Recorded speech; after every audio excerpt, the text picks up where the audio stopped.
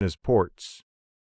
The function of the spool is to move within the sealed case and provide the function of either blocking or opening these ports, depending on the position of the spool. The spool can be moved in many different ways, manually using a button or a lever, or as part of a larger control system using a solenoid actuator. Whatever the method chosen to control the valve, all that we are doing is simply pushing the spool to move within the housing, and by doing this, we are allowing or blocking the path between the ports. In some cases, there may be a solenoid at each end of the valve, whereas in others, there is a spring return.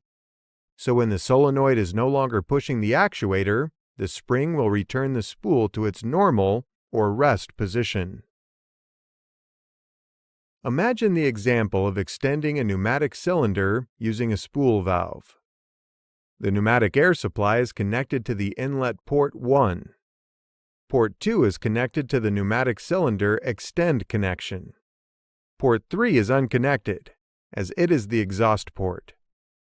In the normal state, without the actuator being operated, nothing will happen, as the spool is physically blocking the airflow at port 1, and the cylinder is retraced because ports 2 and 3 are connected due to the spool position. So any air already within the system would escape to the atmosphere through the exhaust port. Let's consider this the normal or rest position. Now imagine we operate the actuator. We would see the spool position change position and the cylinder extend.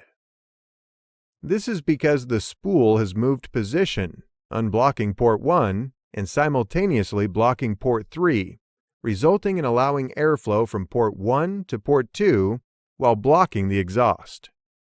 This is known as our working position. The cylinder will remain extended until the spool is moved back to the normal position, either by way of another actuator at the opposite end of the valve or by an internal spring return. In our example, this type of valve would be known as a 3x2 valve because we have 3 ports and 2 spool positions.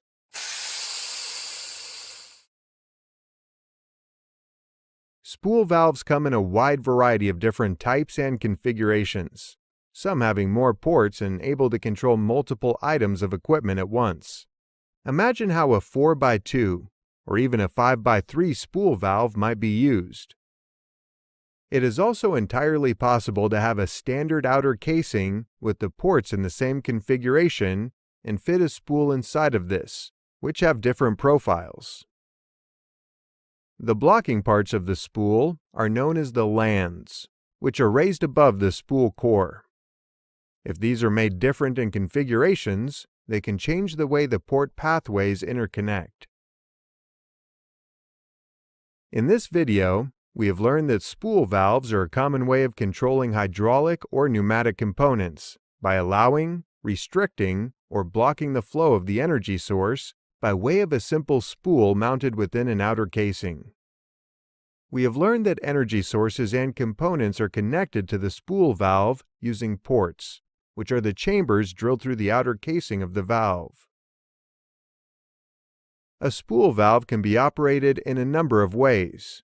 We could use a button, a lever, or by way of a solenoid.